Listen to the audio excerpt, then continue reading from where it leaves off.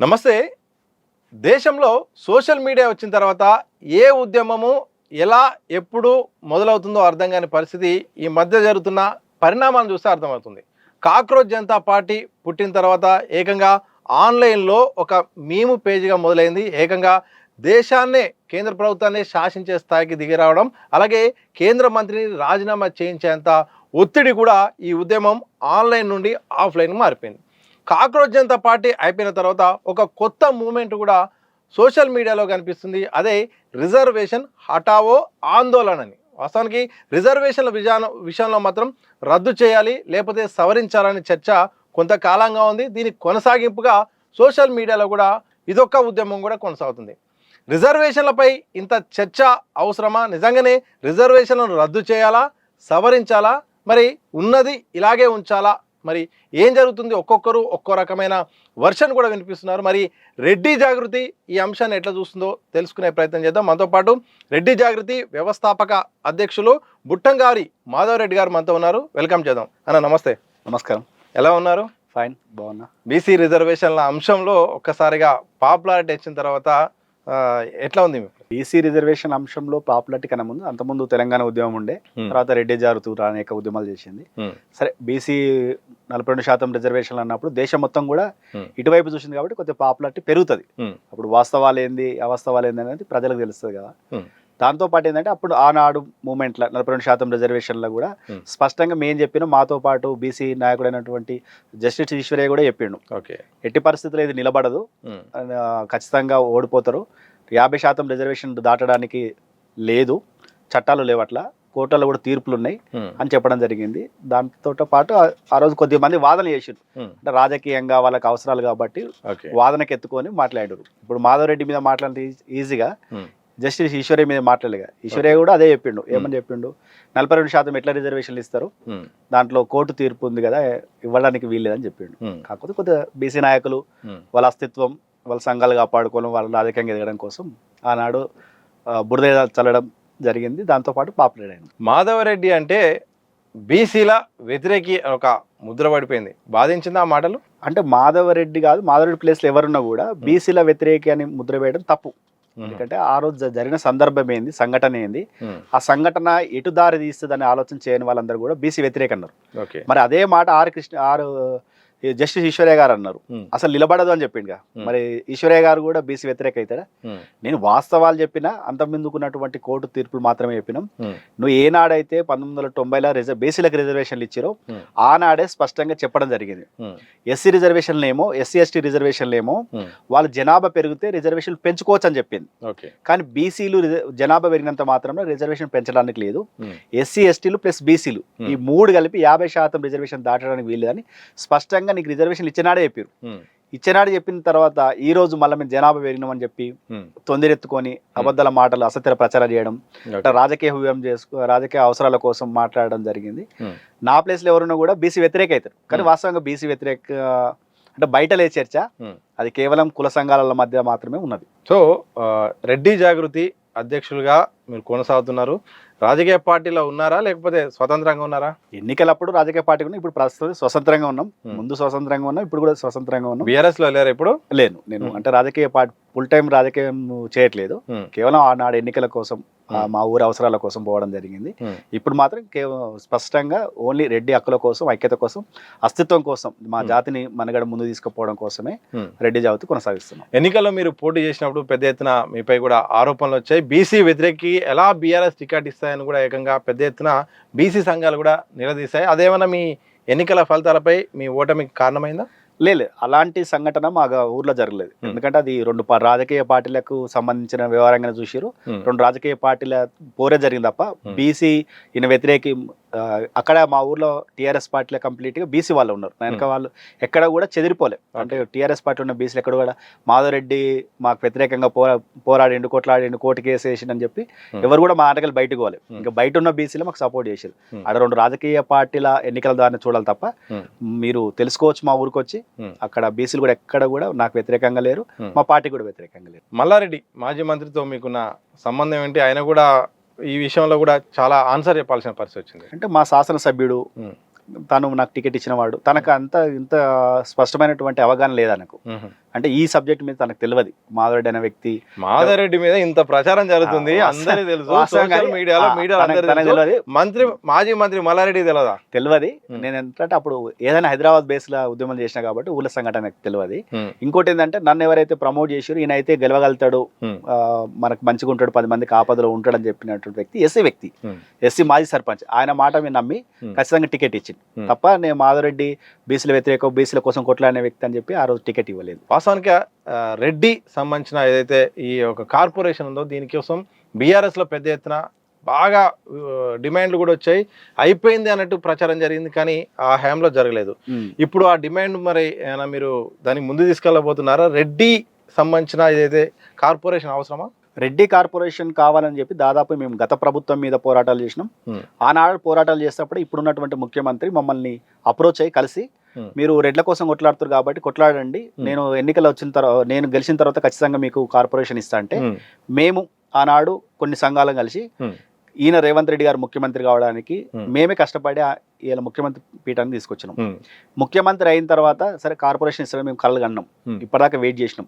మేము మొన్ననే మళ్ళీ మూవ్మెంట్ స్టార్ట్ చేసినాం. ముఖ్యమంత్రి గారు కార్పొరేషన్ ఇచ్చే పరిస్థితి లేనట్టుండనే ఆలోచన వచ్చింది. ఎందుకంటే రెడ్డి కార్పొరేషన్ ఇస్తే రెడ్లలో పేదలు ఉన్నటువంటి విద్యార్థులకు, యువకులకు, మహిళలకు మంచి అవకాశం వస్తుంది. ఎందుకంటే ప్రభుత్వ సంక్షేమ పథకాలు రెడ్లకు కానీ ఓసీలకు కానీ లేవు. ప్రభుత్వ సంక్షేమ పథకాలు లేనప్పుడు కార్పొరేషన్ ఉంటే కార్పొరేషన్ నుంచి ఫండ్ తీసుకొని వాళ్ళ స్వతహాగా వాళ్ళ కాళ్ళ మీద వాళ్ళు ఎదగడానికి, ఒక వ్యాపారం చేసుకోవడానికి ఉంటుంది. విదేశాలలో విద్యార్థులు పోయి చదువుకోవడానికి వీలు ఉంటుంది, పేద విద్యార్థులకు అవకాశం ఉంటుందని చెప్పి కార్పొరేషన్ కోసం కొట్లాడుతున్నాం. మొన్ననే సెక్రటరియట్ ముట్టడించాం.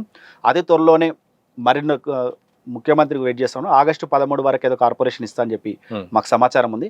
ఒకవేళ ఆగస్టు 13 వరకు కార్పొరేషన్ ఇవ్వకపోతే ఖచ్చితంగా ఈ ప్రభుత్వం మీద తిరుగుబాటు చేస్తాం.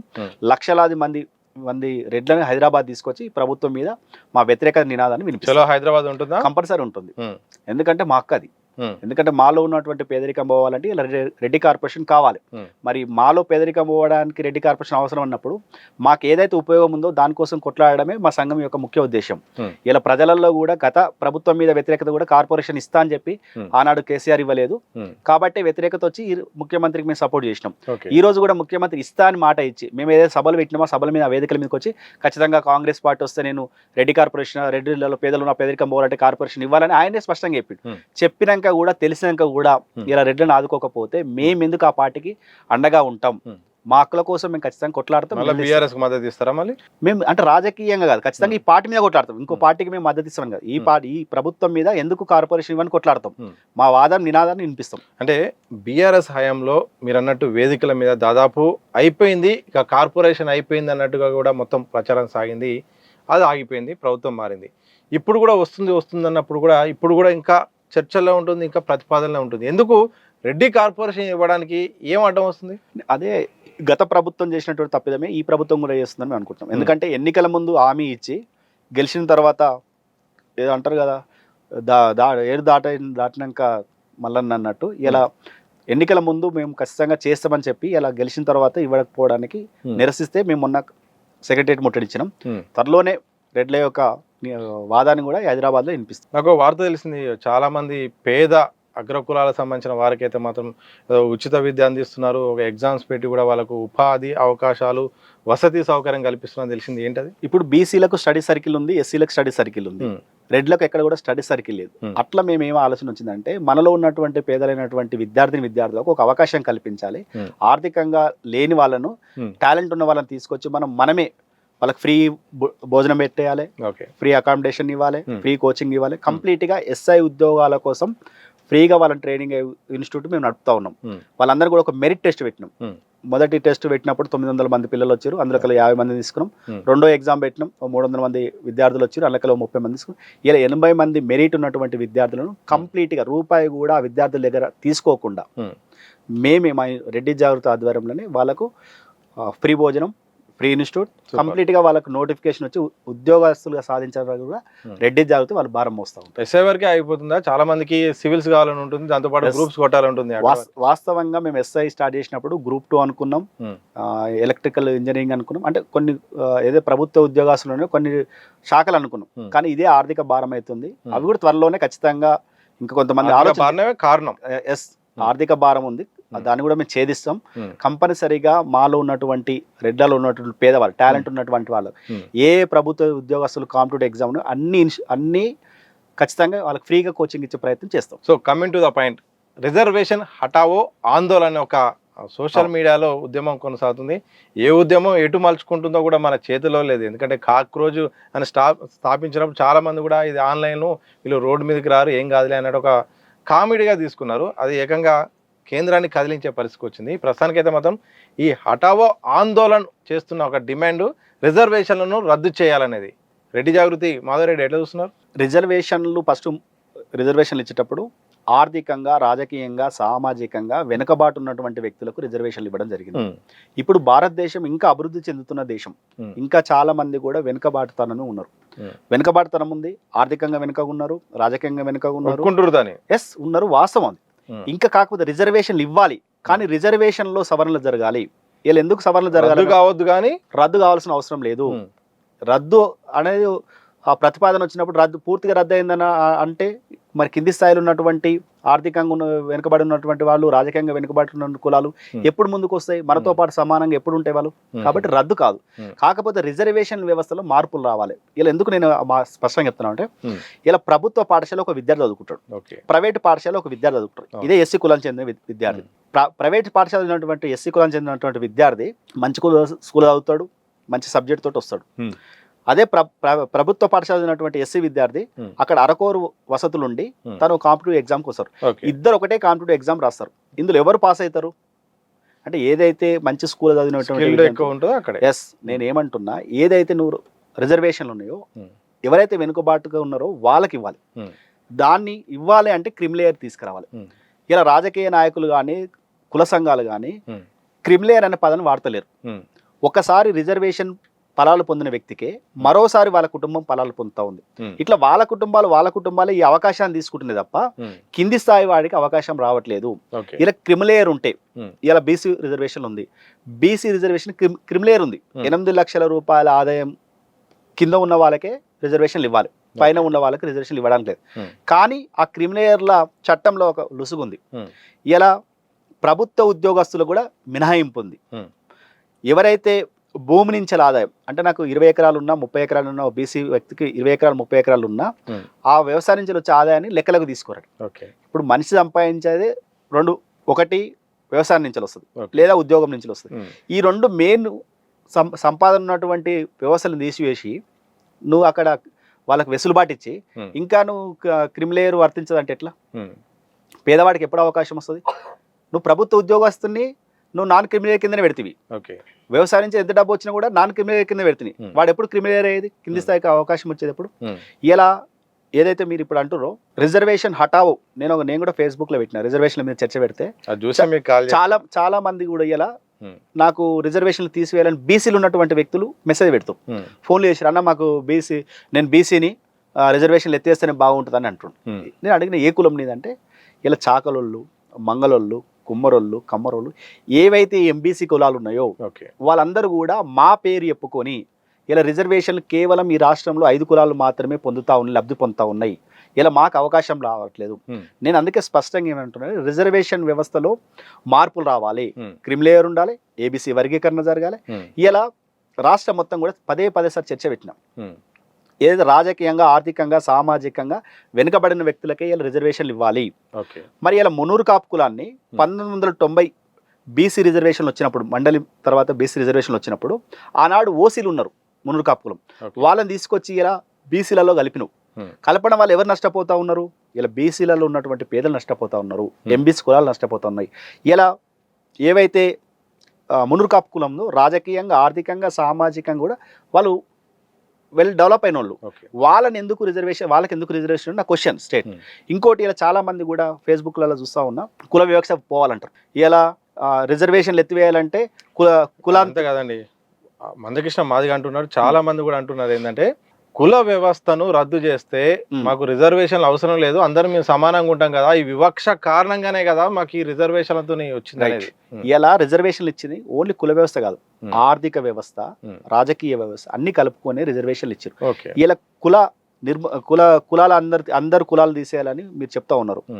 ఇలా 70 సంవత్సరాల నుంచి వెళ్ళి ఎస్సీలు రిజర్వేషన్ తీసుకుంటారు. ఉమ్, ఎస్సీలలో ఉన్నటువంటి మాలలు, మాదిగలు, బుడగజంగాలు, ఇంకా ఎస్సీ సబ్ కులాలు ఉంటాయి. ఓకే. ఒకరికి ఒకరికి సంబంధాలు ఇచ్చుకుంటారా? ఉమ్, ఇచ్చుకోరు. తక్కువ. ఇలా 90 నుంచి 1990 బీసీ రిజర్వేషన్ వచ్చినప్పటి నుంచి గమ్లోళ్ళు, ముదిరాజులు, యాదులు ఎవరైనా ఒకరి పిల్లని ఒకరికి ఇస్తారా? మరి అలా రిజర్వేషన్ల ఫలాలే పొందుతారు కదా. రిజర్వేషన్లు వాళ్ళు పొందటోళ్ళు మరి అన్ని కులాలు కలిసి వాళ్ళ వ్యవహారాలు కుల వివక్ష తీసేసుకోవచ్చు కదా. వాళ్ళ కులం తొలగించుకొని మన అందరం సంబంధాలు కలుపుకుందాం అనొచ్చు కదా, చేసుకోవచ్చు కదా. మరి ఎందుకు చేయట్లేదు? ఈ భారతదేశము రిజర్వేషన్లు కేవలం 70-80 సంవత్సరాల నుంచి వచ్చినాయి. ఓకే. దానికన్నా ముందు తరాల నుంచి కూడా ఈ దేశము కులాల మీద నిర్మూలన జరిగినటువంటి దేశం ఇది. ఉమ్, కులాల మీదనే ఏర్పడైనటువంటి భారతదేశము. కులాలు ఎప్పుడు కూడా పోవు, అసాధ్యము. ఉమ్, ఇది తెలియని వాళ్ళు వితండవాదం చేసే వాళ్ళు మాత్రమే ఇది చేస్తూ ఉన్నారు. ఎలా నేను స్పష్టంగా చెప్తా ఉన్నాను. ఇంకొక డిమాండ్ ఉందండి, సంపద పంపిణీ అనేది అందరికీ సమానంగా జరిగితే ఈ సమస్యలే ఉండవు కదా. భూమి కూడా కొంత చేతిలో ఉంటుంది కదా, కొంతమంది భూస్వాముల చేతిలో ఉంటుంది కదా, అవి కూడా పనిచేస్తే అసలు ఏ లొల్లే ఉండదు అంటారు. ఎవరు భూస్వాములు? ఒక్క ఊరికి 4 ఊర్లు కలిపి ఒక ఆయన భూస్వామి ఉంటుండొచ్చు. మిగతా వాళ్ళందరి దగ్గర కూడా సమానం. ఇలా 2 అన్నదమ్ములు ఉంటే ఒక తమ్ముడు అన్నను ఉద్యోగస్తుని చేస్తాడు. ఉద్యోగస్తు ఒక ఆయన ఇంటికాడ ఉంటాడు. ఇంటికాడ ఉండేట ఆయన నువ్వు ఉద్యోగం చేస్తున్నావు కదా, నీ సంపదలో నాకు వాటా ఇవ్వమంటే ఇస్తాడా? లేదు. ఎందుకు ఇవ్వడు? మరి సొంత అన్నదమ్ములే కదా. ఇలా నువ్వు కష్టపడకుండా, నువ్వు ఏ వ్యాపారం చేయకుండా, వ్యవసాయం చేయకుండా చేసేవాని దగ్గర భూమి నాకు కావాలంటే, ఇలా భూమి అనేది ఎక్కడికి వెళ్ళి వచ్చింది?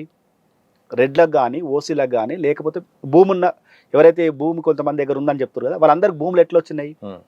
1956లో భూ వ్యవస్థ వచ్చింది. అంతకన్నా ముందు మన దగ్గర నిజాం పరిపాలన చేసిండు. నిజాం దగ్గర ఎవరైతే పని చేసిరో, నిజాం దగ్గర ఎవరైతే వ్యవసాయం చేసిరో, నిజాం దగ్గర ఎవరైతే వ్యవసాయం ఉన్నారో వాళ్ళందరూ కూడా నిజాం పరిపాలన పోయినాక వాళ్ళకి భూములు ఇచ్చిపోయారు. ఇలా నేను వ్యవసాయం చేసిన అనుకో, నాకు 50 ఎకరాలు, 20 ఎకరాలు, 10 ఎకరాలు నాకు పశువులు ఉండే. పశువులు ఉంటే నేను ఇంత దూరం మేసేంత ఒక 10 ఎకరాల దూరం వేసి ఇదంతా ఎవరు మేపుకుంటారు అంటే పలానా వ్యక్తి, ఆయనకు పశువులు ఉండే, ఇగో ఈయన దాకా మేపుకుంటుండు అన్నాడు. అట్లా అవన్నీ కూడా 1956 తర్వాత ఈడ మేపుకుంటుండు కాబట్టి నీదే భూమి. నేను వ్యవసాయం ఇలా రెడ్లు అన్నట్టు అందరూ కూడా వ్యవసాయం చేశారు కాబట్టి భూమి మీద బతికినాం కాబట్టి భూమి మాకుంది. ఆయన భూమికి ధర విలువ లేదు, కేవలం భూమి మాత్రమే ఉంది. మాకు పశు సంపద ఉంది కాబట్టి భూమి ఉంది. ఇలా మీకు ఒక ఉదాహరణ చెప్తాం. ఇక్కడ హైదరాబాద్కు కూటవేటు దూరంలో బోడుప్పల్ అని ఒక ఊరు ఉంటుంది. బోడుప్పల్ ఫిర్యాదు కూడా ఉంటుంది మీ ఊరు సైడ్. ఇక్కడ బోడుప్పల్ల మాలలు, ఆనాడు మాలలు మొత్తం కూడా వ్యవసాయం చేశారు. మాలలు నిజాం కింద ఉన్నారు. ఇలా మాలలకు 100 ఎకరాలు వాళ్ళకు ఉంది. మరి 100 ఎకరాల మాలలకు ఒక బోడుప్పల మాలలను తీసుకొని రాష్ట్రం మొత్తం ఉన్నటువంటి మాలలకు భూమి ఉంది కదా, వాళ్ళకి ఎందుకు రిజర్వేషన్ అడుగుతామా? వాళ్ళ సంపద అందరికి వంచాలంటావా? ఇలా సొంత అన్నదమ్ములే ఆర్థికంగా ఒక అన్ననో తమ్ముడు ఉంటే మిగతా వానికి ఇవ్వట్లేదు. అలాంటప్పుడు ఎవరు సంపాదించుకున్న ఆస్తులు వంచాలి? ఇదంతా కూడా అనవసర చర్చ, వితండవాదం. కష్టపడి సంపాదించుకోవాలి, ఆలోచన చేయాలి. కాకపోతే ఎట్లా రిజర్వేషన్ చేయాలి, పేదవాడిని ఎట్లా ఆర్థికంగా ముందుకు తీసుకుపోవాలి, పేదవాడిని ఎట్లా మనం ముందుకు తీసుకురావాలి, పేదవానికి ఏ విధంగా మనం చేయుతనివ్వాలని ప్రభుత్వ సంక్షేమ పథకాలు వాడాలి. ఇలా ప్రతిరు కూడా మీరు సంక్షేమ పథకాలు వాటా చూడండి. ఇలా నేను ఉదాహరణకు ఇంతకుముందు కూడా చెప్పినాం, ఎస్సీ కార్పొరేషన్ ఉంటుంది. గత 15 ఏళ్ళ నుంచో 20 ఏళ్ళ నుంచో ఎస్సీ కార్పొరేషన్ ఎన్ని వేల కోట్ల రూపాయలు ఎస్సీ కార్పొరేషన్ పెట్టిరు. అందులో ఎంతమంది వాస్తవంగా ఎస్సీలు లబ్ధి పొందిరు? ఇలా ఎస్సీ కార్పొరేషన్ పెట్టి రాజకీయ నాయకులు, అలా ప్రభుత్వ ఉద్యోగస్తులు ఆ పేరు చెప్పుకొని తిన్నారు. దీని లెక్కలు తీయండి. ఇలా ఎస్సీల పేరు చెప్పుకొని ఎవడు మోసం చేస్తుండు? నీ కులం వాడే మోసం చేస్తుండు కదా. నువ్వు బయటల మీద ఏడ్చు ఎందుకు? ఇలా బీసీ రిజర్వేషన్ ఉంటుంది. బీసీ రిజర్వేషన్ అనేది ఎంబీసీలకి ఇవ్వాలి, బీసీలకి వీళ్ళ మధ్యలో ఉంటుంది. కానీ ఓసీ వాడు వచ్చి అయితే బీసీ రిజర్వేషన్ తీసుకోడు కదా. మరి ఎంబీసీ వాళ్ళకి ఎందుకు అవకాశం కల్పిస్తలేరు? ఇలా చిన్నటువంటి శాఖలకు, మంగళలకు, కుమ్మరులకు ఎందుకు అవకాశం లేదు? ఇలా ఇన్ని సర్పంచ్ ఎలక్షన్ అయినాయి, ఎంపీటీసీ ఎలక్షన్ అయినాయి, జెడ్పీటీసీ ఎలక్షన్ అయ్యి. కామన్గా సర్పంచ్ ఎలక్షన్లు తీసుకుందాం. అన్నూర్లలో ఎంతమంది శాఖలోళ్ళు, కుమ్మరోళ్ళు, కమ్మరోళ్ళు సర్పంచ్లు కాగలిగిరు? ఇలా ఎంతమంది మునురు కాపులు, గౌళ్ళు, యాదవులు సర్పంచ్లు కాగలరు? ఎన్నికలు అనేటివి ఎవరైతే ఆర్థికంగా లేదంటే ఆ ఊర్లో విలువ సమాజంలో విలువ ఉంటుందో ఆయన మాత్రమే ముందు తీసుకొచ్చి పెడతారు తప్ప ఒక పేదవాడిని తీసుకొచ్చో లేకపోతే వీడు శాఖలోడో కుమ్మరోడు అని తీసుకొచ్చో ముందు పెట్టరు. రిజర్వేషన్ వేస్తారు. ఇలా బీసీ రిజర్వేషన్ వచ్చినటువంటి ప్రతి గ్రామంలో ఎవరయ్యారు? ఎవరైతే ఆర్థికంగా ఉన్నారో వాళ్ళే అయ్యారు. ఇలా బీసీ మహిళా రిజర్వేషన్ వస్తే ఎవరయ్యారు? ఆ పార్టీలో పనిచేసేటువంటి మహిళకి ఎవరు అవకాశం, ఆ పార్టీలో ఉన్నటువంటి నాయకుడు ఎవరు వాని భార్యని, ఇంట్లో ఉన్న భార్యను తీసుకొచ్చి పెడుతుండు. ఓకే, అంటే ఇదంతా కూడా పొలిటికల్ గేమ్లా సాధారణమైనటువంటి జనాలను కన్ఫ్యూజ్ చేసుడు తప్ప వాస్తవాలు చెప్పట్లేదు.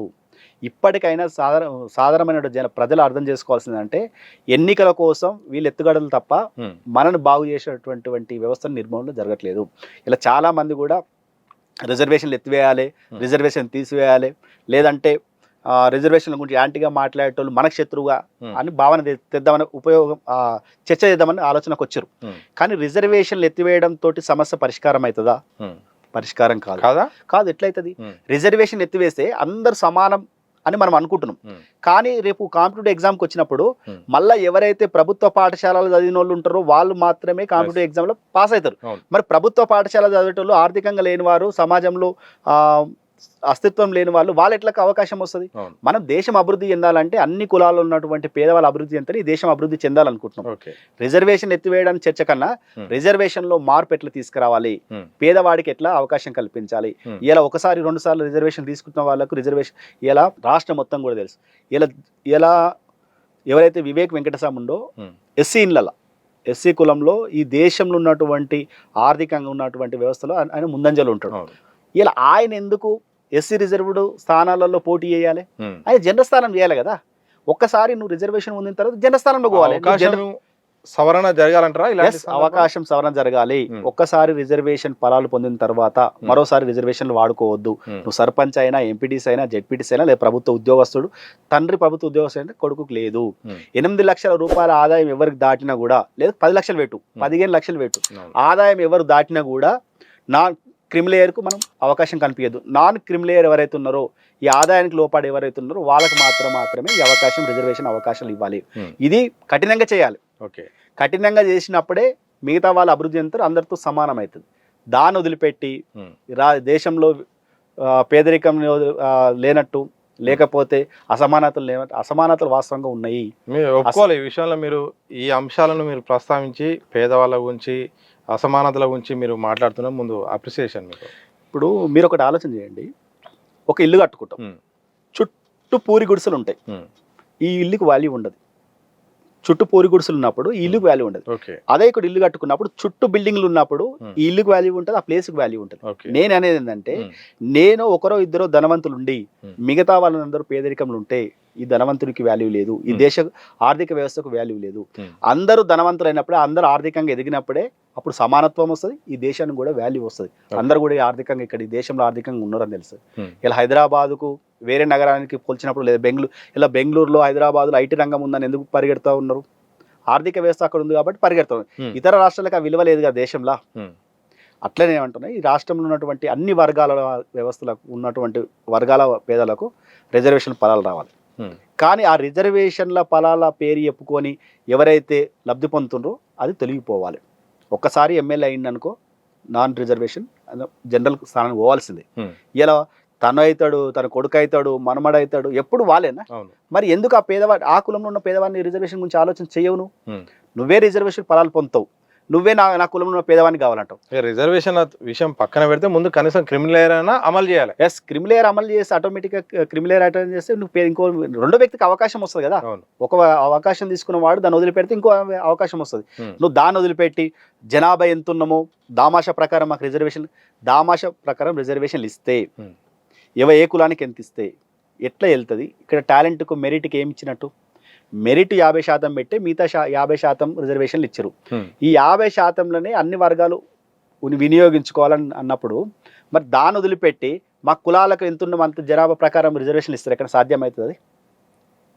ఇలా మనం అందరం కూడా ఈ మధ్యలో చూసినాం. దేశంలో ఎంపీ స్థానాలు పెరగాలన్నప్పుడు ఈ రాష్ట్ర ముఖ్యమంత్రి ఒక ప్రతిపాదన తీసుకొస్తాడు. మేము కేంద్రం నుంచి ఏదొచ్చిందో కుటుంబ నియంత్రణ మేము పాటించినాం, మా జనాభా మేము పెంచుకోలేదు, మీ యొక్క ఏవైతే మీరు మంచి మాట చెప్పారో మేము మీరు పాటించినాం కాబట్టి మీరు జనాభా పెరగలేదు, కాబట్టి మాకు జనాభా ప్రకారం కాకుండా మాకు సేమ్ స్థానాలు పెంచాలంటాడు. మేము కూడా ఇది కూడా అంటున్నాం. ఇలా మేము చదువుకున్న వాళ్ళం, ఓసీలు అంటే ఆనాడు కొద్దిగా చదువుకున్న ఆర్థికంగా ఉన్న వాళ్ళు, చదువుకున్న వాళ్ళు, ఒక పిల్లలు 2 పిల్లలు అన్నారు, కుటుంబ నియంత్రణ పాటించారు. మిగతా వాళ్ళు అట్లా ఇలా రేపు పొద్దున జనాభా ప్రతిపాదికన రిజర్వేషన్లు ఇవ్వాలనుకున్నప్పుడు ఇలా ముస్లిం పాపులేషన్ ఎంత, ఇంకా 5 సంవత్సరాలు దాటితే అప్పుడు ముస్లిం పాపులేషన్ ఎంతనో ఆలోచించేయండి. ఓకే. ఇలా ముస్లింలు వాళ్ళు 4, 5 మనకు తెలిసి ఎంతమంది పిల్లలు ఉంటారు. మనం చదువుకున్న వాళ్ళం ఒకరిద్దరికే మనం ఆగిపోతున్నాం, కానీ వాళ్ళు ఆపకూడదు. మరి అట్లా జనాభా ప్రతిపాదికన రిజర్వేషన్లు ఆ మాట వచ్చినప్పుడు ముస్లింలకు రిజర్వేషన్ ఇవ్వాల్సి వస్తుంది కదా. పరిస్థితి ఏంది మరి అప్పుడు? నేను ఏమంటున్నా, పేదవాళ్ళు అంటే ఎట్లా చూడాలి రిజర్వేషన్లు ఒకవేళ సవరించాలంటే? కులాన్ని బట్టి చూడాలా, ఆర్థిక పరిస్థితిని బట్టి చూడాలా, ఎట్లా చూడాలి? ఆర్థికంగా, రాజకీయంగా, సామాజికంగా వెనుకబాడిన వాళ్ళకు ఇవ్వాలి. అన్ని కులంలో పేదవాళ్ళు ఉన్నారు, ఆ పేదవాళ్ళకు మాత్రమే రిజర్వేషన్లు ఇవ్వాలి. ఆ రిజర్వేషన్ అంటే చేయుత, మనము సపోర్ట్ చేసి వాళ్ళని ముందుకు తోయడం. ఎవరు దోస్తావు? నువ్వు ఆర్థికంగా ఉన్న వాళ్ళని దోస్తావా? ఎవరైతే పేదవాళ్ళు వాళ్ళకి తోయి. ఇప్పటిదాకా ఎవరైతే నువ్వు ఆర్థిక రిజర్వేషన్ వాడుకొని ముందుకు వచ్చారో వాళ్ళని తొలగించు. నువ్వు వాడుకున్న వాళ్ళని తొలగించకుండా రిజర్వేషన్లు పేదవాళ్ళు ఉన్న వాళ్ళకి అవకాశం ఇవ్వకుండా ఎప్పుడు ఇంకా మారుతాయి? కేవలం రిజర్వేషన్లు ఎత్తేస్తాం, లేదు కుల నిర్మూలన జరగాలి. కుల నిర్మూలన ఎప్పుడు జరగదు, ఇది వాస్తవము. 70 సంవత్సరాల నుంచి చెప్పినాక 70 సంవత్సరాల నుంచి ఎస్సీలకు రిజర్వేషన్లు ఇచ్చారు. ఎస్సీలు మాదిగోళ్ళు, మాలోళ్ళు, ఇతర కులాలు ఎందుకు వాళ్ళ పిల్లల్ని ఇచ్చుకోలేకపోయారు? మరి కుల నిర్మూలన అంటే ఎట్లా జరుగుతుంది? అట్లే జరగాల్సింది. సో ఆ టాపిక్ అనేది మాట్లాడుకోవడం తప్ప సాధ్యం కాదు. ఇది చర్చ పెట్టడానికి, సమయం వృధా చేయడానికి, కేవలం రాజకీయ పబ్బం గడుపుకోవడానికి మాత్రమే ఉపయోగపడుతుంది, కానీ ఆ విధంగా సాధ్యం కాదు. ఈడబ్ల్యూఎస్ గురించి చాలా ఆరోపణలు, చాలా వార్తలు కూడా వస్తున్నాయి. ఈడబ్ల్యూఎస్ వల్ల చాలా మందికి నష్టపోతున్నారు. 10% ఇవ్వడం ద్వారా చాలా మంది ఉపయోగపడుతున్నారు. జనరల్గా రావాల్సిన రిజర్వేషన్లు కూడా మొత్తం అగ్రకులాల వాళ్ళు లాక్కుంటున్నారనే ఒక ఆరోపణ ఉంది. దానికి ఏం చెప్తారు? ఇప్పుడు ఎస్సీలకు రిజర్వేషన్లు 75 సంవత్సరాలు అయింది, బీసీలకు రిజర్వేషన్లు 36 సంవత్సరాలు అయింది. ఇవాళ ఈడబ్ల్యూఎస్ రిజర్వేషన్లు 1919 వచ్చినాయి, 2019 వచ్చినాయి, అంటే 4 ఏళ్ళు 5 ఏళ్ళు అవుతున్నాయి. సరే, ఈడబ్ల్యూఎస్ రిజర్వేషన్ అర్థమైంది economical weaker section. EWS reservation గురించి స్పష్టంగా తెలియని వాళ్ళు ఇదే చెప్తున్నా, ఏదో ఒకటి సమస్య తీసుకొచ్చి అపోహ సృష్టించి ప్రజల మధ్యలో ఆగంతం సృష్టించే తప్ప వాస్తవాలు చెప్పడం లేదు. దీని మీద చింతపండు నవీన ఒక ఎమ్మెల్సీ మాట్లాడతాడు. ఇదే ఈడబ్ల్యూఎస్ 10% రిజర్వేషన్ వచ్చినప్పుడు ఆర్ కృష్ణయ్య గారు కోర్టు పోయిండు, సుప్రీంకోర్టు పోతే ఇది ఆర్థికంగా వెనుకబడిన వాళ్ళకు మాత్రమే తప్ప ఈ 50% రిజర్వేషన్లకు ఎలాంటి సంబంధం లేదన్నారు. ఇంకోటి, ఈడబ్ల్యూఎస్ రిజర్వేషన్లల్లో ఎవరైనా సరే SC, ST, BC, minority, OC ఒక్కసారి రిజర్వేషన్ తీసుకోకపోతే నువ్వు ఆర్థికంగా వెనుకబడి ఉంటే ఈ రిజర్వేషన్కు నీకు చెల్లుతుంది, ఈ రిజర్వేషన్ వాడుకోవచ్చు అని స్పష్టంగా చెప్పారు.